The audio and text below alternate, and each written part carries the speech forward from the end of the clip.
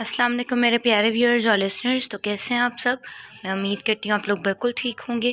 ہم سٹارٹ کرتے ہیں اپنا آج کا ایپیسوڈ.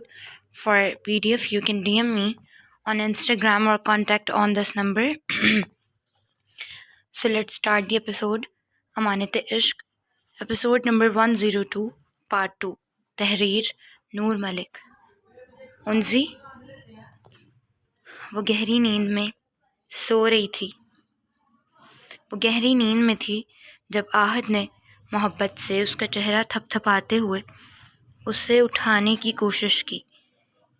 نیند میں ہی اس کی آواز سنتے وہ ہلکا سا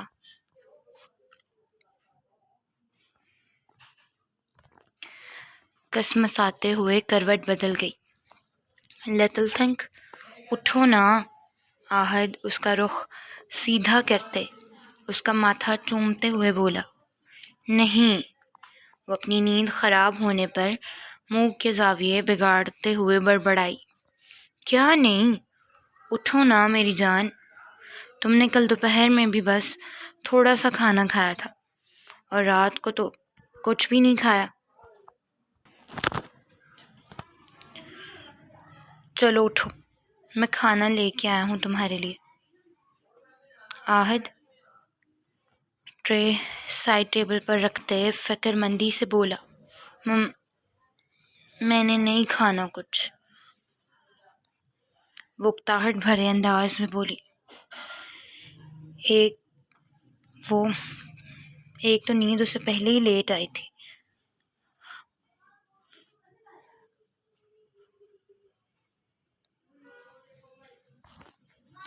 اور اب آہد اسے اٹھانے آ گیا تھا. لٹل تھنک میں لاسٹ ٹائم پیار سے کہہ رہا ہوں, اٹھ جاؤ. اس کے بعد مجھ سے شرافت کی کوئی توقع نہ کرنا. آہد اس کی ناک سے اپنی ناک مس کرتے ہوئے اسے دھمکا گیا, مگر دوسری طرف تو جیسے کوئی فرق ہی نہیں پڑا تھا. وہ اب بھی پرسکون انداز میں آنکھیں بند کیے اپنی نیندیں پوری کرنے میں مصروف تھی. اچھا, یعنی تم نے نہیں اٹھنا؟ آہد نے سختی سے پوچھا. نہیں. وہ بند آنکھوں سے اسی کی ٹون میں جواب دیتے ہوئے بولی. تو آہد نے آئیبرو چڑھاتے داد دیتی نظروں سے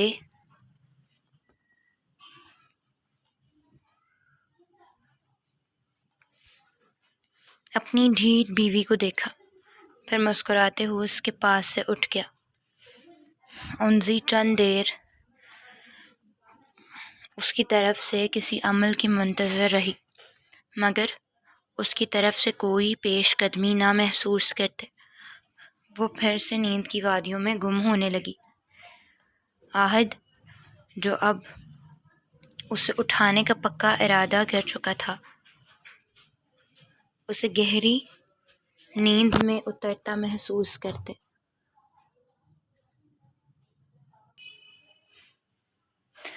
وہ دبے قدموں سے اس کی طرف بڑھتا اس کے پاس بیڈ پر بیٹھ گیا.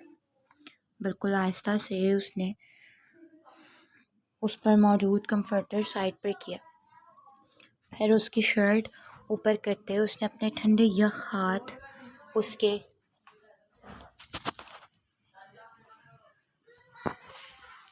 پیٹ پر لگائے تو انزی کی نیند لمحے میں اورن چھو ہوئی. اس نے شدید غصے سے آہد کی طرف دیکھا.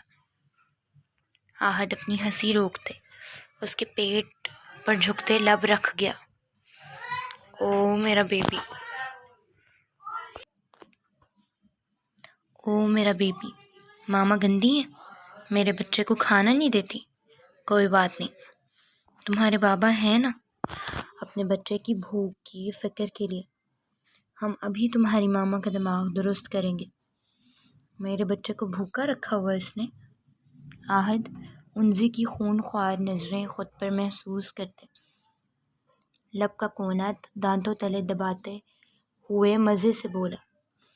آہد پیچھے ہو جائیں, مجھے بہت غصہ آ رہا ہے.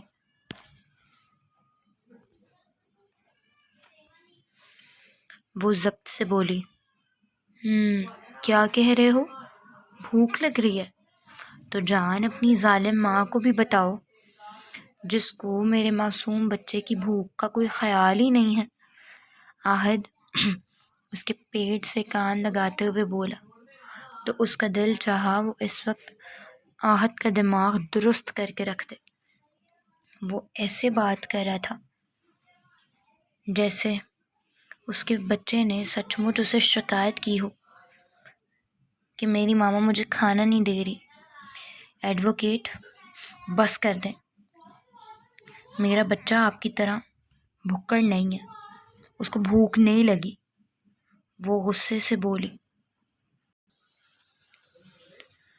ہاں ہاں میرا بیبی، تمہاری ماما کا نا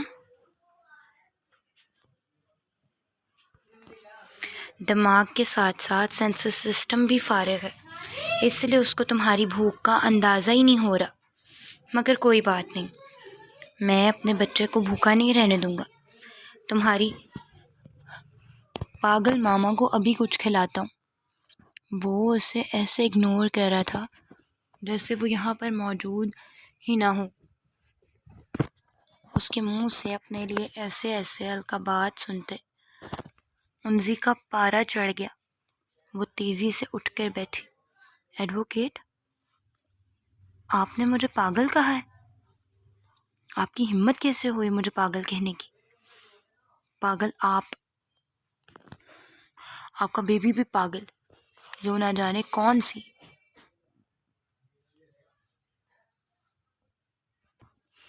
میوٹ زبان میں آپ سے باتیں کر رہا ہے کہ وہ مجھے ہی نہیں سنائی دے رہی۔ بلکہ پاگل نہیں، جن، وہ غصے سے چڑھتے ہوئے بولی۔ تو آہد نے اس کی بات پر ہنسی دبائی۔ ہمارے جن ہونے کا پتہ نہیں، لیکن اس وقت تم ضرور چڑیل لگ رہی ہو۔ آہد اس کے نیند کے باعث بکھرے بالوں کو دیکھتے مسکراہٹ روکتے ہوئے بولا تو انزی تو جیسے جنگلی بلی کی طرح اس پر جھپٹی۔ اچھا میں چڑیل؟ تو اب آپ دیکھیں یہ چڑیل کیا کرتی ہے آپ کے ساتھ۔ انزی غصے سے ابھی کچھ کرتی کہ آہد نے تیزی سے آگے بڑھتے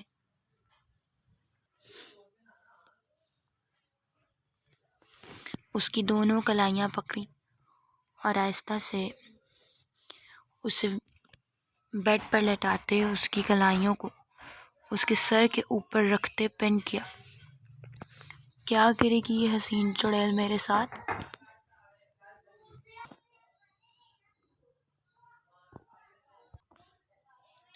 بتاؤ کیا کرے گی؟ آہد اس کی چکس پر ہلکا سا بائٹ کرتے ہوئے بولا تو انزی نے اپنے ہاتھ چھڑوانے کی کوشش کی۔ بولو نہ جانے جانا، کیا کرے گی؟ کیا مجھے ایسے پاریاں کرے گی؟ آہد باری باری اس کی آنکھیں اور گال چومتا ہوا بولا، یا بائٹ مجھے ایسے کرے گی؟ اب کی بار اس نے انزی کی مخملی نازک سی گردن پر بائٹ کیا تھا۔ آہد، وہ اس کی چھچوری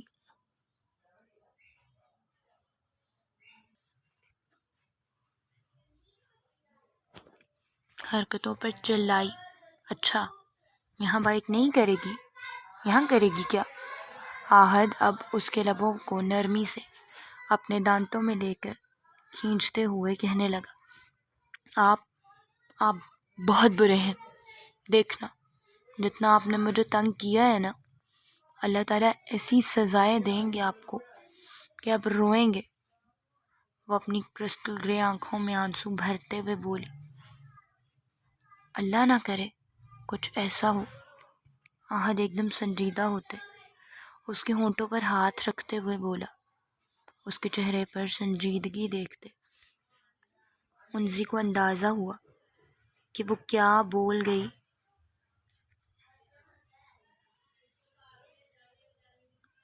ہے۔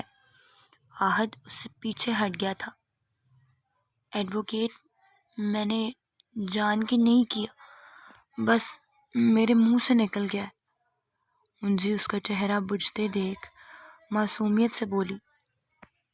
اس سے آہد کا ناراض ہونا، اداس ہونا اچھا نہیں لگا تھا۔ مگر آہد بغیر کچھ کہے ہی بیڈ سے اٹھ گیا۔ رکے ایڈوکیٹ، انزی نے فوراً سے اٹھتے اس کا بازو پکڑا۔ ایڈوکیٹ، سوری، مجھ سے غلطی ہوگی، مجھے معاف کر دیں پلیز، انزی بھیگے لہجے میں بولی۔ تو اس کے آنسو محسوس کرتے آہد فوراً سے پلٹا۔ انزی میری جان، میں ناراض نہیں ہوں، پلیز تم نہیں رو، میرا بچہ۔ آہد اس کا ماتھا چومتے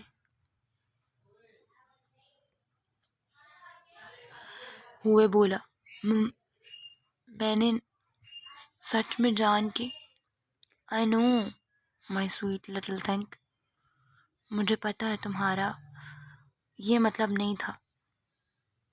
آہد نے محبت سے اس کی بات کاٹتے ہوئے کہا تو اسے مزید رونا آیا۔ ادھر بیٹھو، ادھر بیٹھو میری جان۔ اسے بری طرح روتے دیکھ آہد نے اسے بیڈ پر بٹھا کے پانی کا گلاس اس کے ہاتھ میں تھمایا۔ انزی نے تھوڑا سا پانی پیتے گلاس سائڈ پر رکھا تو آہد نے اس کے دونوں ہاتھ اپنے ہاتھوں میں پکڑے۔ انزی، تم گھبراؤ نہیں، تم گھبراؤ گی تو میں بھی گھبرا جاؤں گا، اور میں اب زندگی میں کبھی گھبرانا نہیں چاہتا۔ تم اور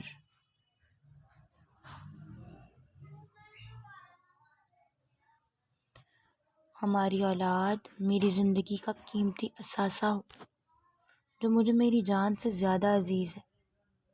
پہلے جو کچھ ہوا بہت برا ہوا، مگر اب ہمارے درمیان سب کچھ اچھا ہے، اس لیے میں بری باتوں اور بری دعاؤں سے ڈر جاتا ہوں۔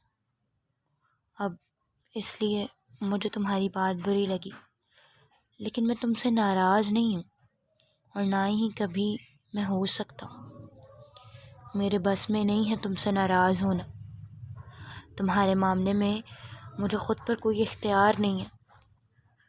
آہد کہتے ہوئے ٹھہرا تو وہ تیزی سے اس کے سینے سے لگی، اور آہد اس کی معصومیت پر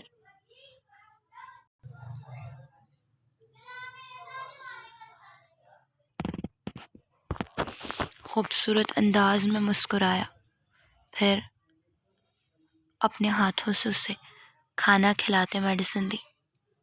اسے لٹاتے ہوئے وہ خود بھی سونے کے لیے لیٹ گیا۔ ایک وہ تھکا ہوا تھا تو دوسرا ساری رات جاگنے کی وجہ سے اب اسے شدید نیند آ رہی تھی، مگر وہ انزی کے بالوں میں انگلیاں پھیرتے اسے باتیں کرنے لگا۔ ایڈوکیٹ، اس نے آہد کے سینے پر سر رکھتے ہوئے اسے پکارا۔ آہد نے ہنکارا بھرتے جیسے اسے جواب دیا۔ ایک بات پوچھوں؟ انزی نے اس کے دل کے مقام پر انگلیوں سے ڈیزائن بناتے ہوئے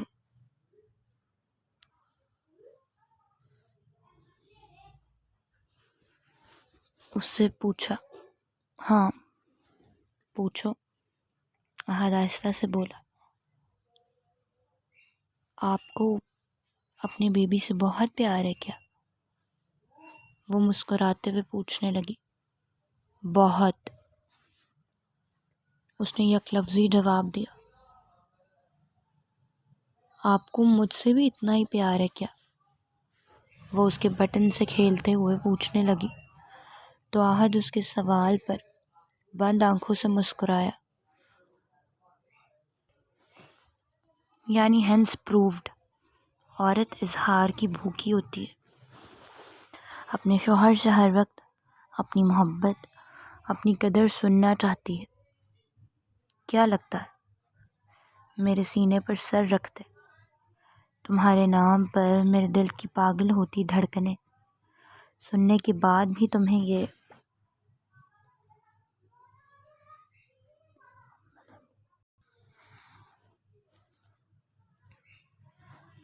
سوال کرنا چاہیے؟ آہد اس کی کمر پر اپنی گرفت مضبوط کرتے میٹھے لہجے میں بولا تو انزی گہرا مسکرائی۔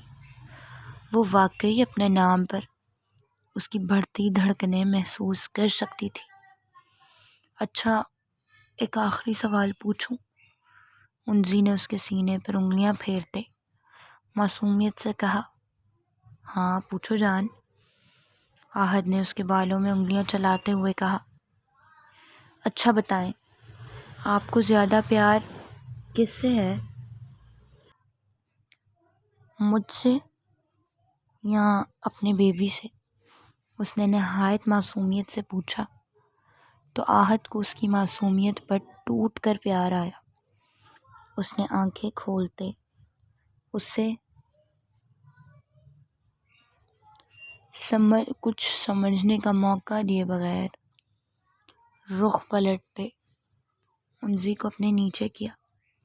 اس اچانک حملے پر انزی اس کا کالر مٹھی میں جکڑ گئی۔ مجھے کچھ سمجھ نہیں آئی تھی تمہاری بات، تم کیا پوچھ رہی تھی؟ اب پھر سے پوچھو نا، وہ اپنی شرٹ کے بٹن کھولتے ہوئے شریر لہجے میں بولا۔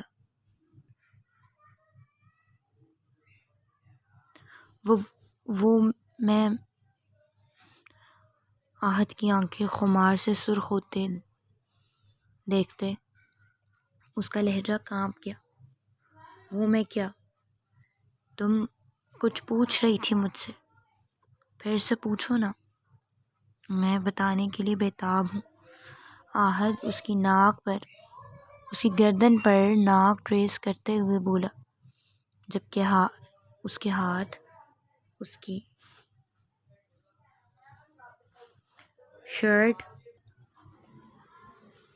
شرٹ کے اندر وہ اپنے پیٹ پر سرکتے محسوس کر رہی تھی۔ وہ میں نے پوچھا تھا کہ آپ کو کون زیادہ اچھا لگتا ہے، میں یا ہمارا بیبی؟ انزی کو اس کے ارادے کچھ ٹھیک نہیں لگ رہے تھے۔ سزا دیکھتے تو تم نے بیان ہی بدل لی۔ تم نے اچھا لگنے کی بات تو نہیں کی تھی غالباً، بلکہ یہ پوچھا تھا آپ کو زیادہ پیار کس سے ہے۔ آہد نے اس کی کمر اونچی کر کے اپنے سینے سے لگا کر اس کی بیک زپ کھولتے اسے آنکھ ونک کی۔ نہیں، میرا ایسا مطلب نہیں تھا، انزی نے فوراً سے کہا۔ جان، تم پریشان کیوں ہو رہی ہو؟ میں ایسے ویسے سارے مطلب سمجھ جاتا ہوں، اور اب بھی سمجھ گیا ہوں کہ میری بیوی کا موڈ ہو رہا ہے کہ اس کا ایڈوکیٹ اسے بتائے کہ وہ اپنی لٹل تھنگ سے کتنا پیار کرتا ہے۔ آہد اپنے ہاتھ اس کی دھڑکنوں کی طرف لے جاتے ہوئے بولا تو انزی نے زبان دانتوں تلے دبائی۔ نہیں، میں نے تو آپ سے بیوی سے پیار کے بارے میں پوچھ رہی تھی۔ انزی نے اپنی شرٹ کے اندر اس کی ہاتھوں کی حرکت کو روکنے کی کوشش کی۔ تو جانے من، میں بھی تو یہی کہہ رہا ہوں کہ تم جاننا چاہ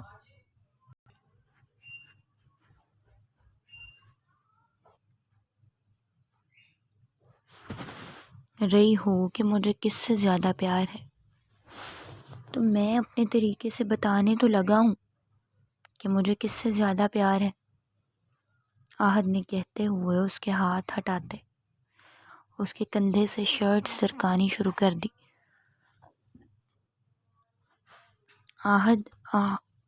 اس سے پہلے کہ وہ اس کو روکتی، آہد اس کے کندھے پر جھکتا نرمی سے وہاں اپنے دانت گاڑ گیا۔ آپ چیٹنگ کر رہے ہیں، میں نے پوچھا تھا بس۔ انزی اپنا وجود اس کی باہوں میں سمٹتا دیکھ شکوہ کرتے ہوئے بولی، میں نے تو کوئی چیٹنگ نہیں کی لٹل تھنگ، میں بس تمہیں بتانے لگا ہوں کہ میرے لیے پہلے میرا انزی بیبی، پھر میرا کوئی اور بیبی۔ آہد اس کی فراک ہٹاتے ڈگا ڈگا اپنا ظالم لمس بکھیرتے ہوئے بولا، آپ بہت برے ہیں۔ وہ اس کی دانتوں کی چبھن اپنے سینے پر محسوس کرتے چیخی، اور تم بہت میٹھی ہو میرا بیبی، دل چاہتا ہے کھا جاؤں تمہیں۔ وہ جنونی ہوتے ہوئے بولا، تو یہ اور کیا کر رہے ہیں آپ؟ مجھے کھا ہی رہے ہیں۔ وہ اس کا ظالم لمس برداشت کرتے ہوئے بولی، نہیں، یہ تو پیار کر رہا ہوں میں اپنے بچے کو۔ وہ محبت سے اس کی ناک کھینچتے ہوئے بولا، توبہ، اتنا ظالم پیار۔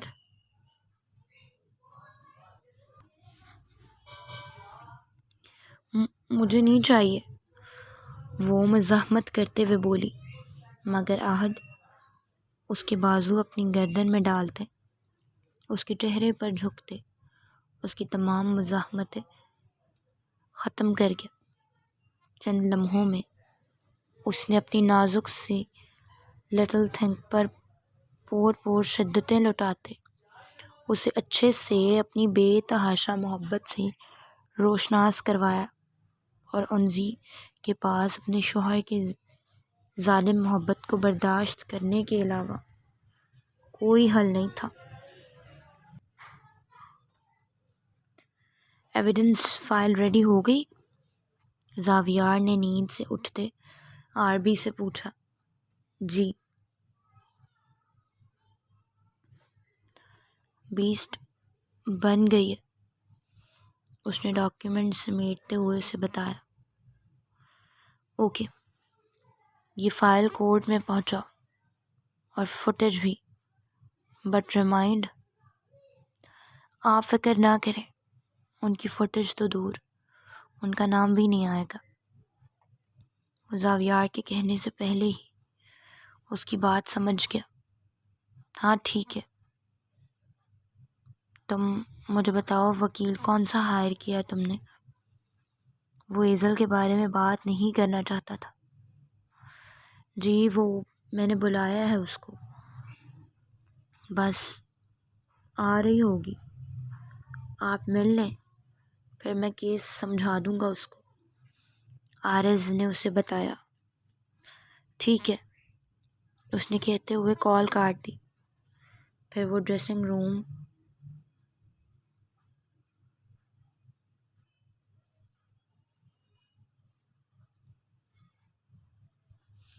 سے کپڑے نکالتے فریش ہونے چلا گیا۔ وہ سیاہ شلوار قمیض میں ملبوس فریش ہوتے لاؤنج میں آیا تو ایک نہایت خوبصورت سی لڑکی اسٹائلش سے فٹڈ کوٹ اور جینز میں ملبوس صوفے پر بیٹھی تھی۔ غالباً یہ وہی وکیل تھی جس کے بارے میں آربی نے اسے بتایا تھا۔ اس نے ایک نظر اس پر ڈالتے نظر پھیر لی، جبکہ وہ اس نیلی آنکھوں والے ہینڈسم بیسٹ کو دیکھتی رہ گئی۔ وہ حسین ترین تھا۔ زاویار نے اس کے سامنے بیٹھتے اس کی کیس ہسٹریز کا پورٹ فولیو چیک کیا۔ وہ قابل تھی۔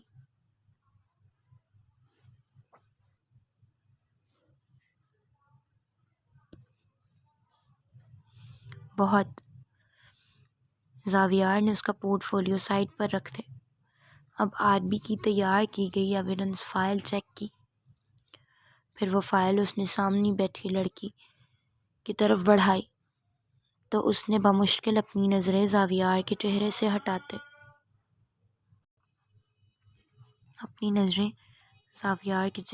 ہٹاتے فائل کی طرف دیکھا۔ زاویار نے کچھ پوائنٹس ہائی لائٹ کرتے اسے سب سمجھا دیا، پھر فائل اٹھاتے اس کی طرف بڑھائی تو اس نے ارادی طور پر اپنا ہاتھ اس کے ہاتھ سے مس کیا، مگر زاویار نے قہر برساتی نظروں سے اس کی طرف دیکھتے اپنا ہاتھ پیچھے کھینچا تو وہ ایک دم سٹپٹاتے اپنا ہاتھ بھی پیچھے کر گئی۔ ایزل کچن میں بیٹھے بری طرح رو رہی تھی۔ جب خان بابا کچن میں داخل ہوئے تو اس نے تیزی سے اپنے آنسو صاف کیے۔ بی بی جی آپ یہاں؟ انہیں حیرت ہوئی تھی۔ زاویار کے منع کرنے کے بعد بھی وہ اب تک یہاں تھی۔ کیوں؟ مجھے یہاں نہیں ہونا چاہیے، یہ میرا گھر ہے، میں یہی رہوں گی، وہ غصے سے بولی۔ تو وہ خاموش ہو گئے۔ وہ مینٹلی ڈسٹرب لگ رہی تھی۔ پھر وہ زاویار کے کہے کے مطابق ریفریشمنٹ کا انتظام کرنے لگے، مگر ایزل کو ان کی خاموشی شدید چبھی۔ وہ کس کے لیے کر رہے تھے اتنا اہتمام؟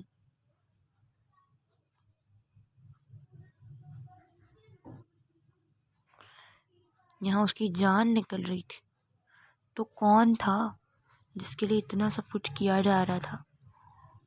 جبکہ خان بابا زاویار یا صرف اس کے لیے کھانا خود سرو کیا کرتے تھے، باقی تمام مہمانوں کے لیے ملازمین تھے۔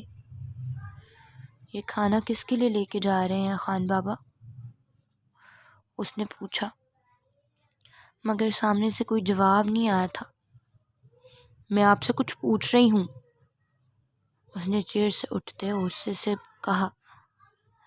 تو انہوں نے رحم بھری نظروں سے ایزل کی طرف دیکھا، جو ماہ بیاب کی طرح تڑپ رہی تھی۔ بچے زاویار بابا کے لیے جا رہا ہے یہ۔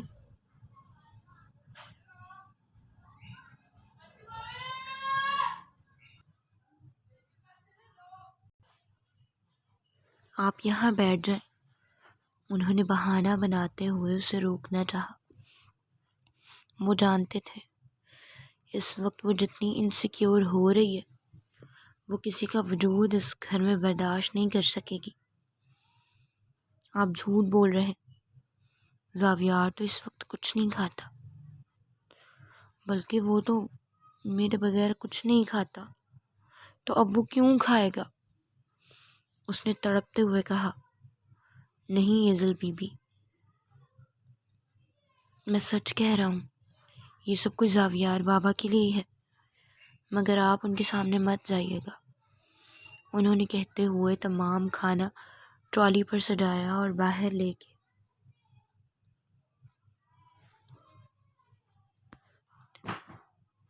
گئے، جبکہ ایزل کا دل بیٹھ گیا۔ کیا وہ اس کے بغیر کھانا کھا لیا کرے گا؟ نہیں، یہ لوگ مجھ سے جھوٹ بول رہے ہیں، وہ تو میرے بغیر کچھ نہیں کھاتا، یہ ضرور کوئی اور آیا ہوا ہے، وہ غصے سے سوچتے ہوئے اٹھی اور کچن کی طرف بڑھی۔ اس نے فائل بند کرتے سائڈ پر رکھی۔ اتنی دیر میں خان بابا نے سامان ٹیبل پر رکھا۔ زاویار نے چائے کا کپ اس کی طرف بڑھایا تو اس نے پکڑتے پکڑتے کپ چھوڑ دیا تو چائے اس کے کپڑوں پر الٹ گئی۔ وہ چیختی ہوئی اٹھی تو زاویار نے تیزی سے آگے بڑھتے اس کا کوٹ اتارا اور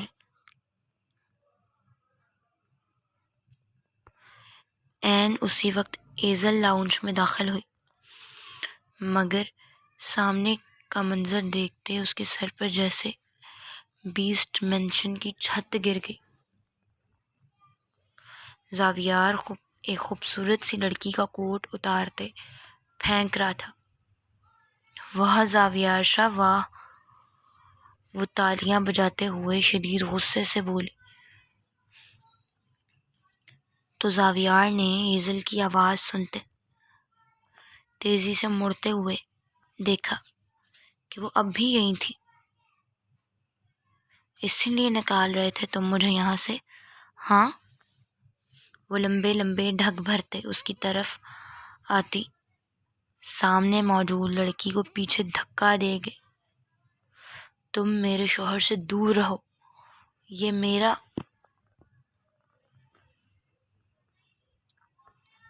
شوہر ہے، سمجھی؟ وہ اس کے بالوں کو مٹھی میں جکڑتے ہوئے غصے سے بولی، تو زاویار نے شدید غصے سے اس کی طرف دیکھا۔ چھوڑو اس کو۔ زاویار نے ایزل سے اس کے بال چھڑوانے کی کوشش کی۔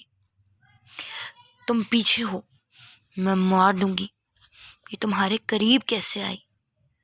وہ زاویار کی طرف دیکھتی مزید بری طرح اس کے بال کھینچ گئی۔ ایزل چھوڑو اس کو۔ زاویار اب اس کا بازو کھینچ کر اس لڑکی سے پیچھے کر گیا تو ایزل مزید بے قابو ہوئی۔ آربی! زاویار اسے بازوؤں سے پکڑتے غراتے ہوئے آربی کو پکار گیا۔ آربی کو کیوں بلا رہے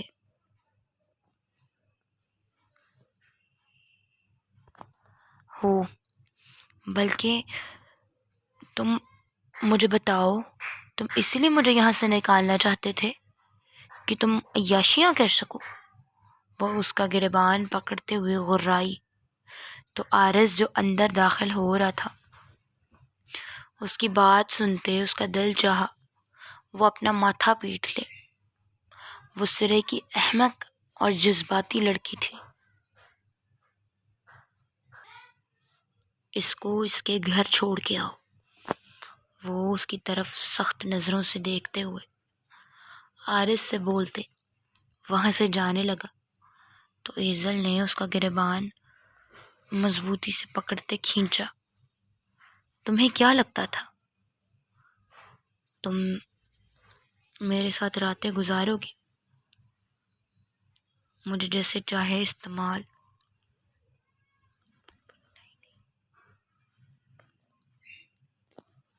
کرو گے اور پھر مجھے نکال دو گے تو میں تمہیں کچھ نہیں کہوں گی؟ مجھے بتاؤ، میرے ساتھ اتنی راتیں گزار کر تم سیٹسفائی نہیں ہوئے؟ میرا وجود رات رات تمہاری شدتیں سہتے تمہیں راضی نہیں کر سکا؟ کیا میرا حسن اب اس قابل نہیں رہا کہ وہ تمہیں اپنی طرف مائل کر سکے؟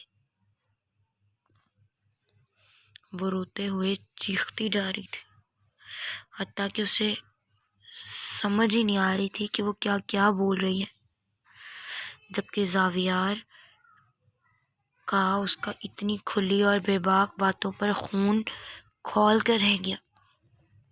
وہ کیا بکواس کیے جا رہی تھی سب کے سامنے۔ میرا بدن تمہاری شدتوں سے نیلو نیل۔ Shut up!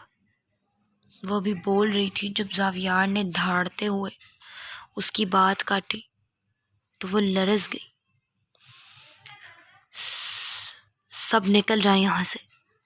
زاویار ایزل کی کلائی زور سے پکڑتے سرخ چہرے کے ساتھ چیخا تو ایزل کے علاوہ تمام لوگ لمحے سے پہلے وہاں سے چلے گئے۔ تو ایزل نے گھبراتے ہوئے اپنا بازو چھڑوانے کی کوشش کی۔ کیا ہوا بیوٹی؟ اب کیوں ڈر رہی ہو تم؟ کیا پوچھ رہی تھی کہ رات رات بھر تمہارا بدن میری شدتیں سہتے مجھے راضی نہیں کر سکا، پھر آج کرو۔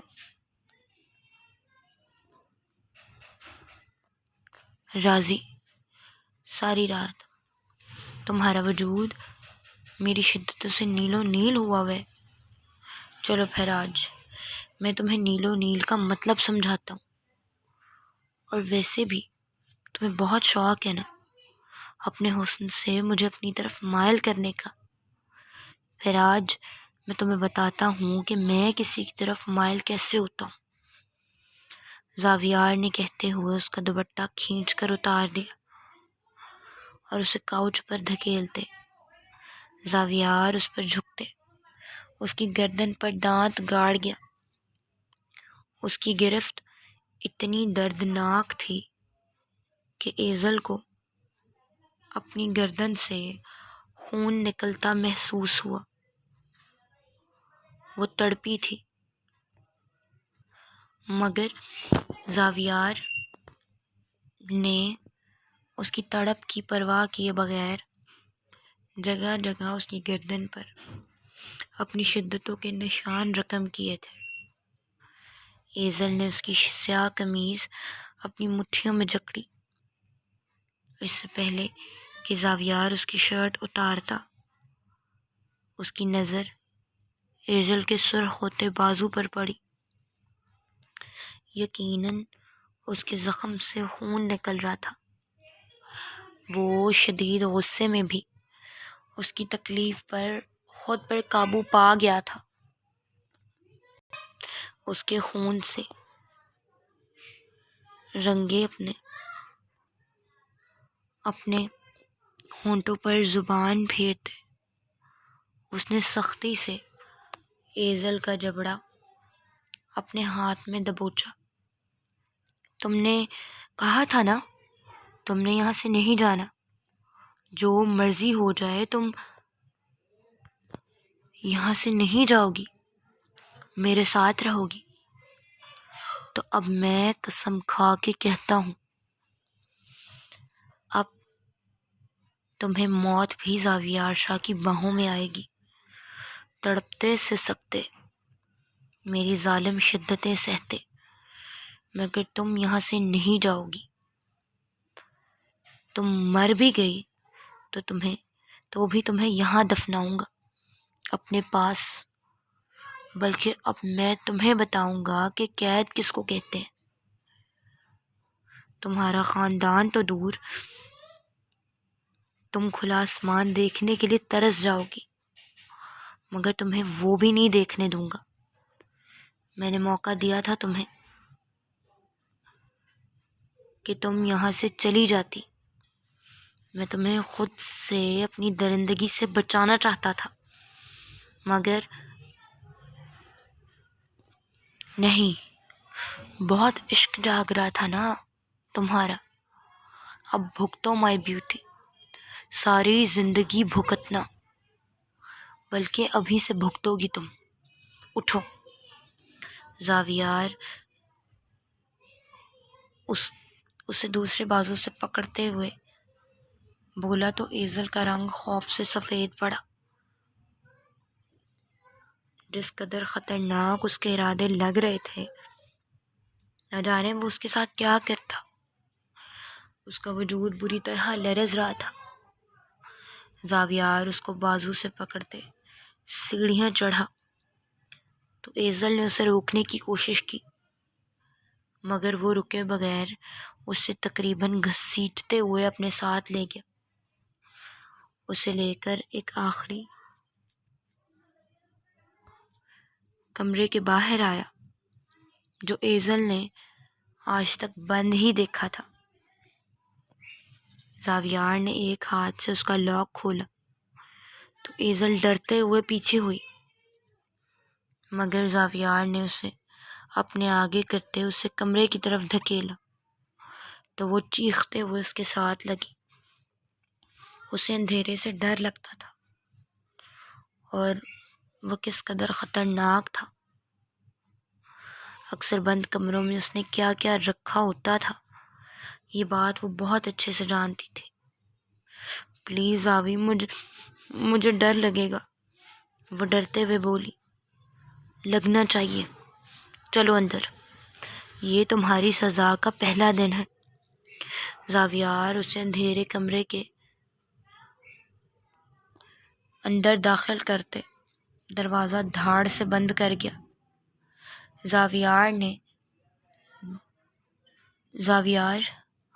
اس نے دروازہ زور سے بجاتے ہوئے اسے پکارا، مگر وہ باہر سے لاک کرتے اپنے کمرے میں آ گیا۔ زاوی، مجھے ڈر لگ رہا ہے، کھول دیں پلیز، کھول دیں۔ اس کی آواز باہر تک آ رہی تھی۔ چند لمحے زاویار وہیں کھڑا رہا۔ ایک لمحے کو دل چاہا کہ دروازہ کھولتے اسے اپنی شدتوں بھری سزا دے، مگر پھر اس پر رحم آ گیا۔ ہاں، لیکن سزا تو اس کو ملنی تھی۔ وہ اپنے بال ڈرائی کرتی ڈریسنگ روم میں آتے، آہت کے کپڑے نکالنے لگی، ورنہ وہ اپنے ناک کام نہ کرنے کے بدلے میں اسے کوئی رومانٹک سی سزا دیتا۔ اسے اچھے سے پتہ تھا اس کے شوہر کو رومانس کرنے کا کوئی نہ کوئی بہانہ چاہیے ہوتا تھا، اس لیے وہ فوراً سے اس کی ہر چیز نکالنے آ گئی تھی۔ اس نے آہت کے کپڑے نکالتے کلوتھ سٹینڈ میں ہینگ کیے۔ ابھی وہ اپنے کپڑے لینے واپس جاتی کہ اس کے فون پر میسج آنے شروع ہو گئے۔ اس نے پہلے تو اگنور کیا، پھر مستقل نوٹیفیکیشن بجتے دیکھ وہ سائڈ ٹیبل پر پڑا اپنا فون پکڑتے بیڈ پر بیٹھ گئی، مگر اب بھی میسج پر میسج آئے جا رہے تھے۔ یہ کس کو موت پڑ گئی ہے صبح صبح؟ اس نے اکتاہٹ سے سوچتے میسیجز کھولے، مگر واٹس ایپ پر موصول ہوئی تصویریں دیکھتے تو اس کی روح لرز گئی۔ اس نے اپنی کرسٹل گرے آنکھیں مسلتے موبائل اسکرین کی طرف دیکھا۔ وہ تیزی سے بیڈ سے اٹھتے سائڈ پر گئی۔ اس کی اور فہام کی تصویریں دیکھیں جو بہت غلط اینگل میں اتاری گئی تھی کہ دیکھنے والا پہلی نظر میں ان دونوں پر شک کر بیٹھے۔ وہ دونوں چاہے بہن بھائی تھے، مگر یہ بات سوائے اس کے ماما بابا کے تو کسی کو نہیں پتہ تھی نا۔ اور اگر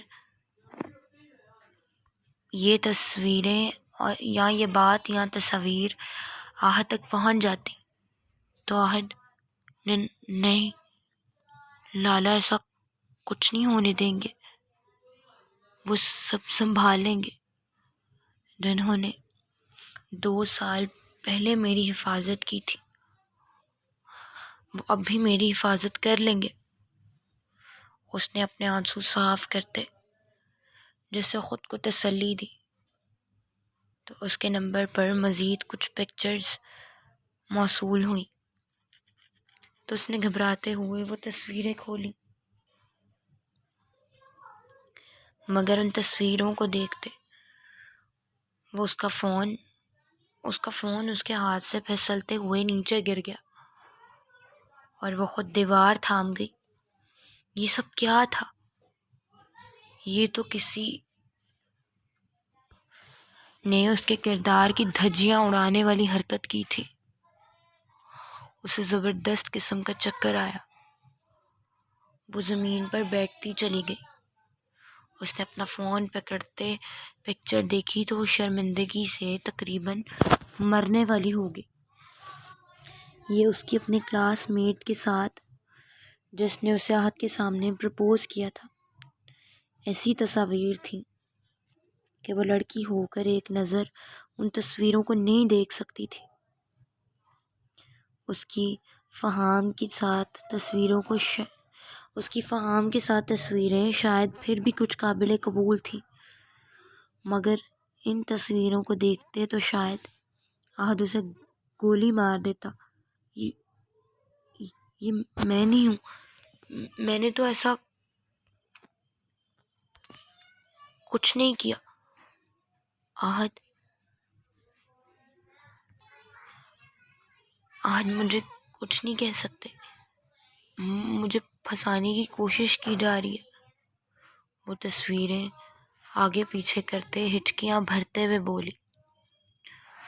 اس نے کپاتے ہوئے اس نمبر پر کال کی، مگر دوسری جانب سے کوئی جواب نہیں آیا۔ وہ اپنے منہ پر ہاتھ رکھتی پاگلوں کی طرح کالز پر کالز کیے جا رہی تھی، مگر پھر سے کوئی جواب نہیں آیا۔ مگر اس بار ایک وائس نوٹ اسے ریسیو ہوا جو کچھ یوں تھا: تم نے میرے ساتھ دغا کرتے اچھا نہیں کیا۔ میرے ساتھ اتنے قیمتی لمحات گزارنے کے بعد، تمام وعدے مجھ سے کرنے کے بعد تم کسی اور کی ہو گئی۔ ہر شخص کو دھوکہ دیا۔ میرے پاس تمام ثبوت ہیں تمہارے خلاف۔ تم شرافت سے اپنے شوہر سے طلاق لے لو۔ اگر یہ سب کچھ اس کے سامنے جائے گا تو وہ تمہیں جان سے مار دے گا، کیونکہ کوئی بھی غیرت مند آدمی اپنی بیوی کے اتنے لوگوں سے تعلقات برداشت نہیں کر سکتا۔ تو تمہاری سلامتی اسی میں ہے کہ تم طلاق لو اس وکیل سے۔ اس نے وائس نوٹ سنا تو اسے لگا جیسے اس کا دل بیٹھ گیا ہو۔ میرے اللہ، یہ سب کیا ہے؟ میں نے تو کچھ بھی نہیں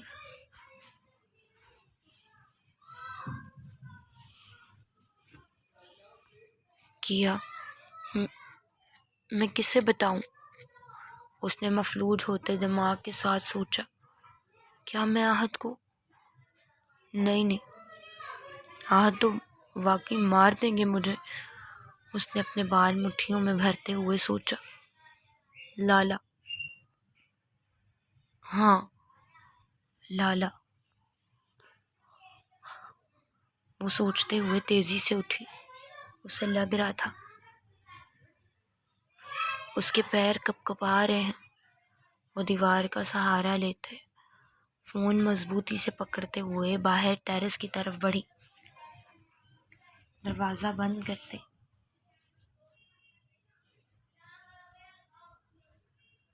اس نے روتے ہوئے فہام کو کال کی۔ وہ گہری نیند میں سو رہا تھا جب انجی کی کال آنی شروع ہو گئی۔ اس نے پہلے اگنور کیا، مگر بار بار کال آنے پر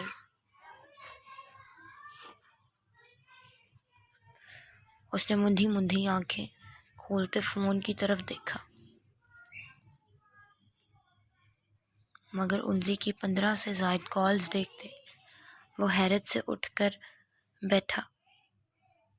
وہ بھی اسے کال کرتا کہ پھر سے اس کی کال آئی۔ اس نے فوراً سے کال ریسیو کی، مگر آگے سے انجی کی ہچکیاں سنتے اس کا دل مٹھی میں آیا۔ انجی بچے، کیا ہوا ہے؟ گڑیا تم رو کیوں رہی ہو؟ لالا، فہام لالا۔ وہ اتنا کہتے بری طرح ہچکیاں بھرنی شروع ہو گئی۔ چندا، میرا دل بیٹھ رہا ہے، پلیز بتاؤ تم ٹھیک تو ہو؟ فہام نے فکر مندی سے استفسار کیا۔ لالا، کچھ ٹھیک نہیں ہے، سب خراب ہو گیا، سب برباد ہو جائے گا۔ وہ روتے ہوئے گویا ہوئی۔ انجی پلیز گڑیا مجھے بتاؤ کیا بات ہے؟ اس نے اب کی بار ذرا سختی سے پوچھا۔ انجی کی باتیں فہام کو ڈرا رہی تھیں۔ لالا، کسی کے پاس ہماری پکچرز ہیں۔ وہ اپنے آنسو صاف کرتے ہوئے بولی۔ کون سی پکچرز؟ اس نے تیزی سے پوچھا۔ آپ کی اور میری، اس نے کہا تو فہام کے ذہن میں فوراً سے وہ تصویریں آئیں جو زاویار نے اسے دکھائی تھیں۔ کہیں زاویار نے، اس نے غصے سے سوچا۔ انجی، کیا یہ پکچرز تمہیں زاویار نے؟ نہیں لالا، یہ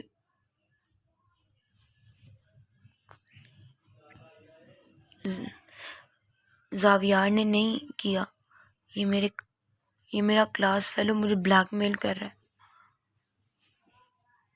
اس کے پاس اس کی اور میری بہت بری پکچرز ہیں، لیکن لالا اللہ کی قسم وہ میری تصویریں نہیں ہیں، میں نے ایسا کچھ نہیں کیا۔ آپ کو مجھ پر یقین؟ مجھے تم پر پورا یقین ہے میرا بچہ، تم مجھے ساری بات بتاؤ، کیا ہوا ہے، کون ہے وہ؟ فہام نے اسے حوصلہ دیتے پیار سے پوچھا تو انزی نے اپنے آنسو صاف کرتے اسے سب کچھ بتایا۔ فہام نے وہ تصویریں دیکھیں تو اس کے دماغ کی رگیں پھٹنے والی ہو گئیں۔ انزی بری طرح روئی جا رہی تھی۔ یقیناً یہ کوئی بہت بڑا ٹریپ تھا جو انزی کے ساتھ ساتھ اس کے لیے بھی تیار کیا گیا تھا، مگر اسے اپنی کوئی پرواہ نہیں تھی۔ اسے صرف اپنی بہن اور اس کے گھر کی پرواہ تھی۔ جو بکواس وہ لڑکا کر رہا تھا اس کے پاس یقیناً اس طرح کے کئی جھوٹے ثبوت ہوں گے۔ انزی تم رو نہیں، فہام نے اسے چپ کروانا چاہا۔ لالا، وہ کہہ رہا ہے میں آہد سے طلاق۔ اس کی زبان لرز گئی۔ نہیں، ایسا کچھ نہیں ہونے دوں گا میں، میرا وعدہ ہے بچے، تم لوگ کبھی الگ نہیں ہوگے۔ اور ویسے بھی بچے، تم لوگ اپنی اولاد سے جڑے ہو، تم لوگوں کو کوئی الگ نہیں کر سکتا۔ آہد تمہیں کبھی نہیں چھوڑے گا، وہ مر جائے گا، نہیں چھوڑے گا تمہیں۔ اور تم پریشان نہیں ہو، میں آ رہا ہوں، میں سب ہینڈل کر لوں گا۔ تم اپنی میڈیسن لو، میں کسی کو کچھ پتہ نہیں چلنے دوں گا، تم پریشان نہیں ہو۔ فہام نے اسے سمجھایا تو وہ اٹھی۔ اس نے جلدی سے اٹھتے اپنی میڈیسن کھائی۔ اس کا وجود کپ کپا رہا تھا۔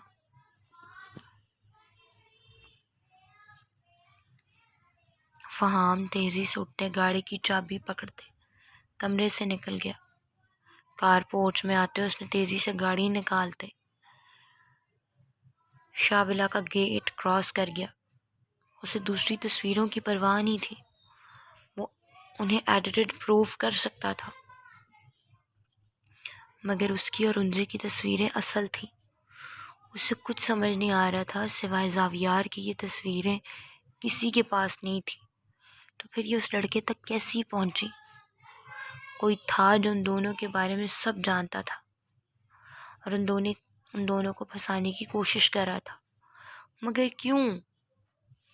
کسی کی انزی اور اس کے ساتھ کیا دشمنی تھی؟